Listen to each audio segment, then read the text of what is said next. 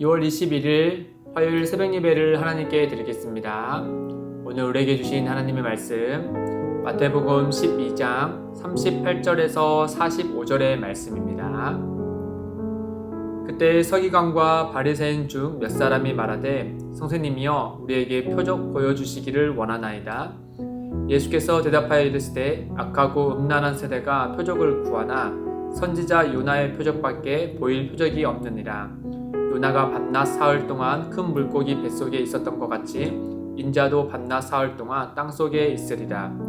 심판때에 니느웨 사람들이 일어나 이 세대 사람을 정죄하리니 이는 그들이 요나의 전도를 듣고 회개하였음이거니와 요나보다 더 큰 이가 여기 있으며 심판때에 남방 여왕이 일어나 이 세대 사람을 정죄하리니 이는 그가 솔로몬의 지혜로운 말을 들으려고 땅 끝에서 왔음이거니와 솔로몬보다 더 큰 이가 여기 있느니라.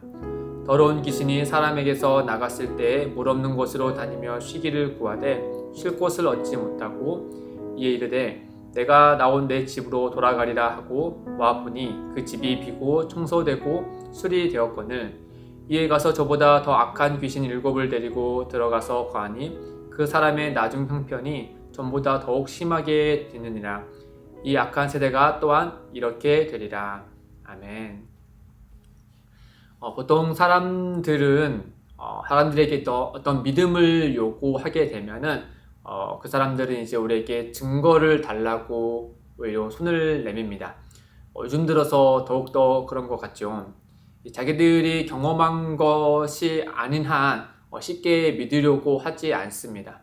또 스마트폰 검색을 하면 금세 사실 유무를 알 수 있기 때문에 더욱 그런 감이 없잖아 있죠.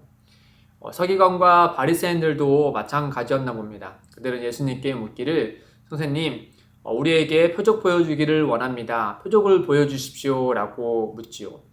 생각해보면은 예수님의 사역이 한참 진행되고 있었으니까 예수님이 병든 자를 치료하시고 권위 있는 말씀으로 가르치시고 놀라운 기적들을 나타내시지 않았습니까? 그러나 그들은 이런 것들을 자신들이 원하는 보기를 원하는 표적이 아니라고 생각했나 보죠. 그러니 다른 표적을 원했습니다. 과연 그들이 다른 표적을 보여준다 한들 과연 그들이 예수 그리스도를 믿을까? 라는 의심을 우리가 할 수 있겠죠. 이를 아신 예수님도 그들에게 이렇게 답변합니다. 39절에 보시면 예수께서 대답하여 이르시되 악하고 음란한 세대가 표적을 구하나 선지자 요나의 표적밖에 보일 표적이 없느니라. 예수님이 그들을 향하여서 이렇게 표현하죠. 악하고 음란한 세대라고 말이죠. 그들이 속내를 아신 겁니다. 음란하다라는 말은 간음하다라는 말인데 예수님께서 보시기에 그들은 옛날 이스라엘 조상들이 하나님을 배신하고 우상을 섬기는 그 악한 세대와 동일한 것으로 본 것이죠. 그들이 어떤 표적을 원하든 간에 그들이 바라는 표적은 그리스도가 누구신가라는 정말 그 표적을 원하기보다 어쨌든 간에 자신들에게 유리한 그 어떤 표적을 원했을 겁니다. 그러니 예수님은 그들에게 그런 표적을 보고 왔음에도 불구하고 믿지 않는 그들에게 어떠한 이야기를 해주시냐, 어쩌면 더 어려운 표적을 알려주시죠. 바로 요나의 이야기를 알려줍니다. 요나가 밤낮 사흘 동안 큰 물고기 뱃속에 있었던 것처럼 예수님도 밤낮 사흘 동안 땅속에 있을 것이다 라는 것을 표적이다 라고 하면서 그들에게 알려주신 것이죠. 예수님을 믿는 오늘날 우리에게는 너무나도 분명한 표적이지만 그 당시에 있었던 사람들에게는 특히나 서기관과 바리새인들에게는 정말 뜬금없는 소리가 아닐까 하는 생각을 했을 겁니다. 예수님은 제자들에게만 또 소수의 제자들에게만 본인이 십자가에 못 박히시고 또 3일 만에 부활하신다는 얘기를 해주셨죠. 또한 예수님은 여러 비유의 말씀하셨지만 그 비유 가운데는 해석을 제자들에게만 해준 것도 있었습니다. 그런 것처럼 예수님은 그들의 요구를 들어줘서 표적이 요나의 표적을 말하고 있지만 그들은 이 표적에 대해서 이해하지 못했을 겁니다.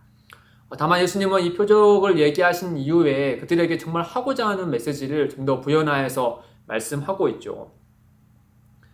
먼저 3가지를 얘기해 주는데 첫 번째는 요나 이야기가 나오는 김에 요나에 대한 이야기입니다. 니느웨 사람들이 회개한 이야기죠. 요나가 이 니느웨라는 성이 큰 성이기 때문에 한 3일 길, 4일 길을 돌아야 그들을 다 돌 수 있는 성읍인데 하루만 돌면서 회개하라고 외치지 않습니까? 그러자 느니웨 사람들이 그 하루만 외쳤던 요나의 메시지를 듣고 하나님 앞에 온 백성이 회개하지 않습니까? 그래야 해서 하나님의 긍휼을 얻죠. 그렇게 하나님께 긍휼을 받았던 그 니느웨 사람들이 지금 그보다 훨씬 더 크신 예수 그리스도가 이 땅에 계시는데 그 예수 그리스도를 보면서도 믿지 않고 회개하지 않는 그들을 바라봤을 때 예수님의 표현에 의하면 그들을 정죄할 것이다 라고 말씀하신 것이죠. 둘째는 남방 여왕의 이야기입니다. 열왕기상에 보면은 스바 여왕이 솔로몬의 지혜를 듣고 국경을 넘어서 찾아오지 않습니까? 지혜를 듣고 국경을 넘어서 솔로몬에게 찾아왔는데 지금 그들의 눈앞에는 지금 누가 있느냐? 그 솔로몬보다 훨씬 더 권위 있는 말씀으로 가르치시는 예수님이 있음에도 불구하고 그들은 그 예수님을 말씀을 귀담아 듣지 않고 또 그를 믿지 못하는 것을 예수님이 말씀하시는 것이죠.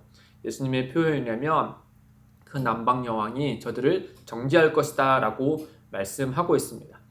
이렇게 두 가지의 이야기를 통해서 예수님은 표적이 다른 곳에 있는 것이 아니라 지금 너희들의 눈앞에 있는 것이 아니냐, 바로 내가 아니냐라고 그들에게 말씀하시죠. 그러나 그들은 완고한 고집과 듣는 귀가 없어서 다른 표적을 바라고 있었습니다.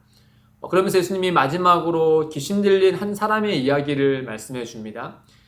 귀신이 들렸던 사람 가운데 이 귀신이 이제 밖에 나갔다가 다시 집으로 돌아오겠다면서 그 사람의 집으로 돌아오죠. 그런데 어떻게 된 일인지 그 사람의 집이 깨끗해져 있고 청소되어 있는 걸 보자 그 귀신의 친구들을 데려와 봅니다. 그런 다음에 그 귀신 들렸던 사람이 더욱 심해졌다라는 이야기를 하죠. 이게 무슨 말인가 하면 이 당시 종교 지도자들은 자신들이 믿고 있는 도덕과 또 종교적인 열심과 또는 전통들을 끊임없이 수행하는 것이야말로 자신의 삶을 깨끗하게 하는 것이다 라고 믿었습니다. 그러나 예수님은 그것을 지적하여서 오히려 너희들이 스스로가 하고 있는 도덕적인 열심, 종교적인 열심, 또 전통들이 오히려 너희를 깨끗하게 하는 것이 아니라 더 나쁘게 만들 것이다, 만들 뿐이다 라고 말씀하고 있는 것이죠. 그러면서 진정한 깨끗함은 종교적인 열심이 아니라 예수 그리스도를 믿음으로 죄사함 받는 회심이며 그리고 비운다고 되는 것이 아니라 성령 하나님이 우리 가운데 임재하실 때 그야말로 그때 우리는 우리의 삶이 정결케 되고 깨끗하게 되어진다라는 사실을 그들에게 말씀하고자 하는 것이었습니다. 결국 서기관과 바리새인들이 바라는 표적은 무엇인가? 예수님의 말씀을 비롯하여서 볼 때 그들이 바라는 표적은 자신들의 의였습니다. 자기들이 이루고자 하는 그 의였죠. 예수님이 그 자기들이 이루는 그 의가 바로 표적이다라는 사실을 예수님에게서 듣고 싶었던 것이죠. 그러나 예수님은 그것은 아니다라고 말씀하신 겁니다.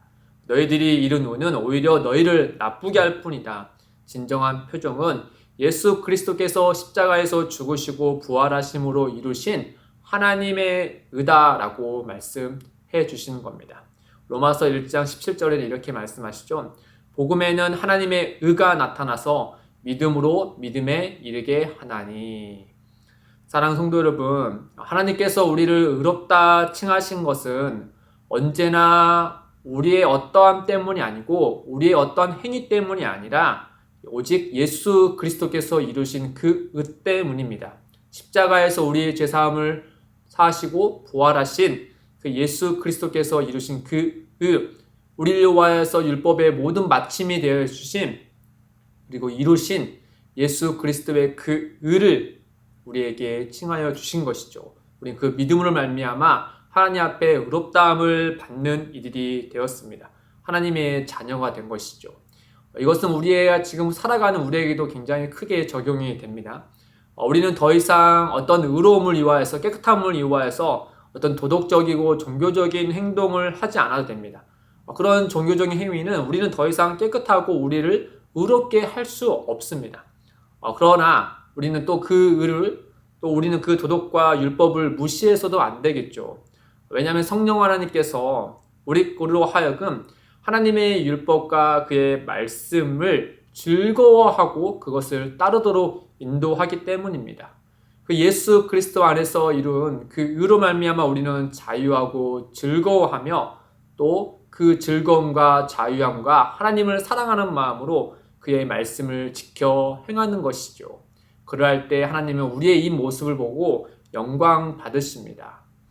그 영광이야말로 예수 그리스도가 우리의 구원자이심을 온 세상에 드러내는 참된 표징이겠죠. 우리는 그 빛을 이 땅을 살아가면서 나타낼 수 있는 자들입니다. 사랑하는 성도 여러분, 오늘 하루 살아갔을 때 정말 하나님께서 이루신 그 우리에게 주신 그 예수 그리스도 안에서 이루신 그 의를 우리가 참되게 믿고 그 안에서 자유하고 즐거움으로 오히려 하나님께 기뻐하는 마음으로 주의 말씀을 따를 수 있기를 주님의 이름으로 축복드립니다. 함께 기도하겠습니다. 하나님 아버지, 예수 그리스도 안에서 우리를 의롭다 칭해 주시고 하나님의 자녀 삼아 주셔서 감사합니다. 항상 그 은혜를 기억하며 살아갈 수 있도록 인도하여 주옵소서. 복음을 바르게 알고 복음 안에서 자유하여 주님을 더욱 사랑함으로 말씀을 따르게 하옵소서. 감사하며 예수님의 이름으로 기도드립니다.